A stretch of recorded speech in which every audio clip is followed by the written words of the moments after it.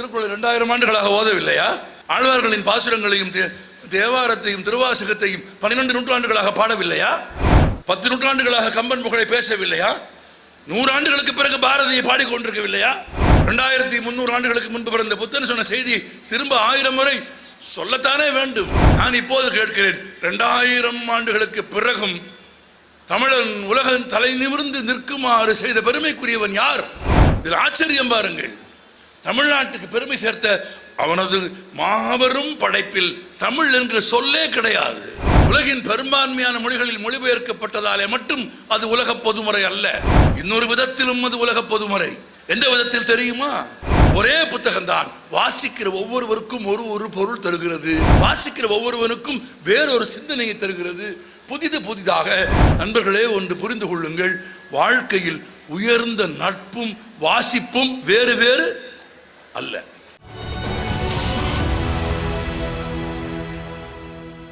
புத்தன் சொல்கிறான், உடம்பில் 9 துவாரங்கள் இருக்கிறது. இதையும் நீங்க வேறொரு கூட்டத்தை சொல்லியிருக்கீங்க. ஆமா, எல்லா கூட்டத்திலையும் சொல்லுவேன். திருக்குறள் 2000 ஆண்டுகளாக ஓதவில்லையா?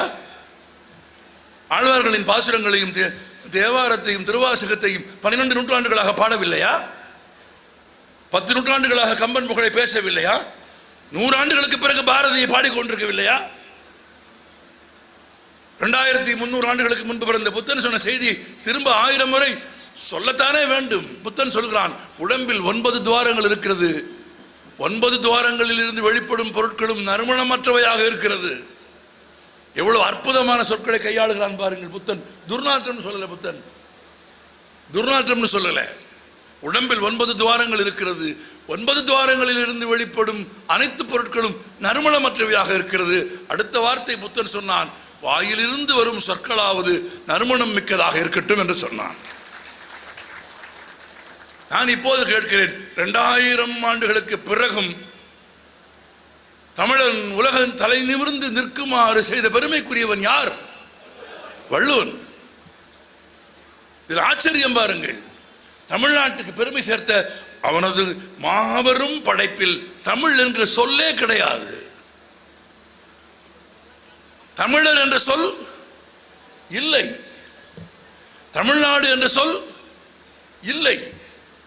உலகின் பெரும்பான்மையான மொழிகளில் மொழிபெயர்க்கப்பட்டதாலே மட்டும் அது உலக பொதுமுறை அல்ல. உலகிலே இருக்கிற பெரும்பான்மையானவர்களுக்கு அறம் சொல்லும் புத்தகம் என்பதால் மட்டும் அது உலக பொதுமுறை அல்ல. இன்னொரு விதத்திலும் அது உலக பொதுமுறை. எந்த விதத்தில் தெரியுமா? தமிழிலே இருந்து வேறொரு மொழிக்கு அதை மொழி மாற்றம் செய்துவிட்டு அந்த மொழிக்கார ஒருவனை அழைத்து, உதாரணத்திற்கு சொல்கிறேன், பிரெஞ்சு மொழியில் திருக்குறளை மொழிபெயர்த்து விட்டு ஒரு பிரெஞ்சுக்கார மாணவனை அழைத்து அந்த புத்தகத்தை கையில் கொடுத்து, அது தமிழிலே இருந்து மொழிமாற்றம் செய்யப்பட்ட புத்தகம் என்று சொல்லாமல் அவனுக்கு நீங்கள் வாசிக்க கொடுத்தால் அது தமிழிலே இருந்து வந்த புத்தகம் என்பதை அவனால் கண்டுபிடிக்க முடியாது. கண்டுபிடிக்க முடியாத அளவுக்கு 2000 ஆண்டுகளுக்கு முன்பு ஒரு புத்தகத்தை எழுதுகிற போதே அதை உலகத்தன்மை உடையதாக எவரும் படிக்க தகுந்ததாக மாற்றினான் பாருங்கள். அதனால் அது உலக பொதுமுறை. அதன் அடையாளங்களே இல்லை. தமிழர் நாகரிகம் ஒன்றுமே இல்லை. ஒரு குறள் ரொம்ப அழகாக சொன்னார், எனக்கு உடன்பாடு. கடலின் அளவு அல்ல வள்ளுவன் சொல்ல வந்தது. வள்ளுவன் சொல்ல வந்தது பண்பு. நீங்கள் கவனிக்க வேண்டும். திருக்குறளுக்கு யார் யார் உரை எழுதியிருக்கிறார்கள் என்று பாருங்கள். பரிமேலழகர், நத்தர், தாமர், மணக்குடவர், காளிங்கர், வைமு கோபாலகிருஷ்ண ஐயங்கார், மு வரதராஜனார், சாலமன் பாப்பையா, கலைஞர் கருணாநிதி. நீங்கள் சொன்னது யார்? செல்வ கணபதி. இன்னும் நிறைய பேர் எழுதியிருக்கிறார்கள். ஒரே புத்தகத்திற்கு இத்தனை உரை தேவையா என்று ஒருவர் கேட்கலாம். கேட்பாங்கல்ல. ஆனால் நுட்பம் பாருங்கள். ஒரே புத்தகம்தான் வாசிக்கிற ஒவ்வொருவருக்கும் ஒரு பொருள் தருகிறது. வாசிக்கிற ஒவ்வொருவருக்கும் ஒவ்வொரு இன்பம் தருகிறது. வாசிக்கிற ஒவ்வொருவனுக்கும் வேறொரு சிந்தனையை தருகிறது. புதிதாக ஏற்கனவே இருந்த மொழிபெயர்ப்பை விடவும் சிறந்த ஒன்றை உரையை எழுதிவிட முடியும் என்று ஒவ்வொருவரும் நம்புகிற அளவிற்கு பெரும் செல்வத்தோடு எது இருக்கிறது? திருக்குறள் இருக்கிறது. நீங்கள் ஆச்சரியப்படுவீர்கள். மலையாளத்தில் மட்டும் 7 மொழிபெயர்ப்பு. மலையாளத்தில் மட்டும் திருக்குறள் 7 டெக்ஸ்ட். அப்ப என்ன அர்த்தம்? ஒரு மொழிபெயர்ப்பு வந்து விட்டது என்று மலையாளம் படித்து ஒருவன் முடிவுக்கு வரவில்லை. அதை படித்து விட்டு இன்னொருவன் முடிவு எடுக்கிறான், இதை விடவும் சிறப்பாக மலையாளத்தில் இதை சொல்ல வேண்டும் என்று கருதுகிற அளவிற்கு அவனை அது ஈர்க்கிறது. 2300 ஆண்டுகளுக்கு பிறகும் புது புது செய்திகளை சொல்கிறது. அதற்கு பெயர் தான் நவில் தொறும் நூல் நயம். வாசிக்க வாசிக்க ஒரு இன்பம், வாசிக்க வாசிக்க ஒரு புது அர்த்தம். நான் உங்களுக்கே சொல்கிறேன், நீங்கள் 20 வயதில் படித்த புத்தகத்தை 40 வயதில் படித்தால் 20 வயதில் படித்த புத்தகமும் 40 வயதில் படித்த புத்தகமும் ஒன்றா? இல்லை. ஆனால் புத்தகம் ஒன்று, நீங்கள் மாறுகிறீர்கள். புத்தகத்தின் சிறப்பு என்ன தெரியுமா? புத்தகத்தின் தனிச்சிறப்பு அது மாறாது, அது அப்படியே இருக்கும். ஆனால் உங்களுக்குள் நிகழ்ந்த மாற்றத்தை அது உங்களுக்கு சொல்லிக்கொண்டே இருக்கும். 20 வயதில் நான் படித்த திருக்குறள் அல்ல இப்போது நான் படிக்கும் திருக்குறள். 20 வயதில் அல்லது 18 வயதில் என் தமிழாசிரியர் பாடம் நடத்தினார். உடுக்கை இழந்தவன் கை போலே அங்கே கடைவதான் நட்பு. இந்த குறள் எல்லோருக்கும் தெரியும். எனக்கு மிகுந்த மகிழ்ச்சி இத்தனை பேர் சொல்லுவது என்றால் எனக்கு தெரியும். இந்த மனப்பாட பகுதியில் இருந்தது.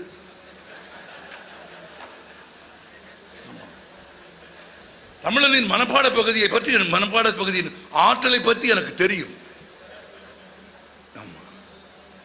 அப்படி 8 வயதில் 10 வயதில் படித்த விஷயங்களை மயானத்திற்கு போகிற வரை தமிழன் விட மாட்டான். இப்ப பேப்பர் கையில் கொடுத்து லீவ் லெட்டர் எழுத சொல்லுங்க, நம்மால் as I am suffering from தான் ஆரம்பிப்பான். வேற மாதிரி ஆரம்பிக்கவே மாட்டான்.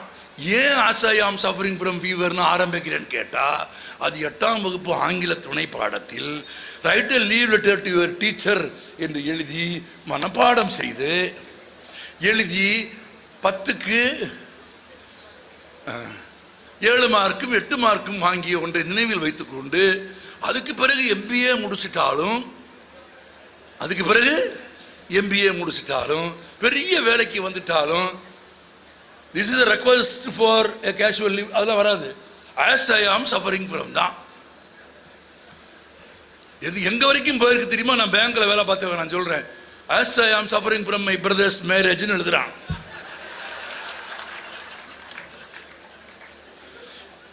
பிரதர்ஸ் மேரேஜ் சஃபரிங் தான், அதுவும் எனக்கு புரியுது. ஆனால் as I am suffering from my brother's marriage I request you to grant me medical leave. Medical leave போட முடியுமோ? நீங்கள் கொடுப்பீங்களோ? கொடுக்க மாட்டான்.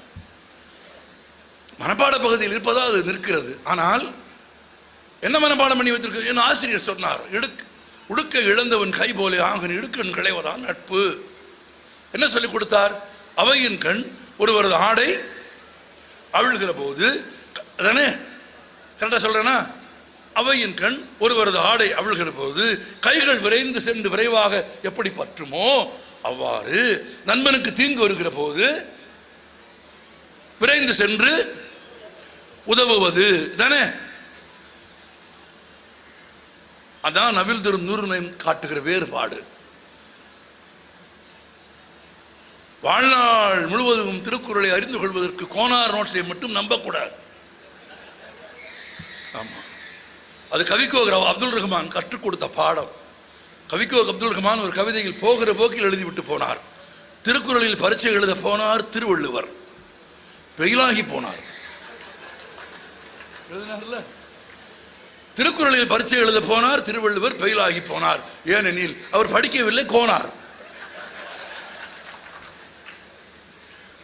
நோட்ஸ் படிச்சு மனப்பாடம் பண்ணி அதை கக்குனா தான் திருத்துற வாத்தியாரே அதுக்கு மார்க்கு போடுவார். வேற புதுசா ஒண்ணு நீங்க சிந்திச்சு எழுதிட்டீங்கன்னா வாத்தியார் உங்களை பாராட்டுவாரா? உனக்கு எதுக்கு இந்த வேலைன்னு கேட்பாங்க. புதுசா சிந்திக்கிறவனுக்கு கேட்கிற முதல் கேள்வி என்ன?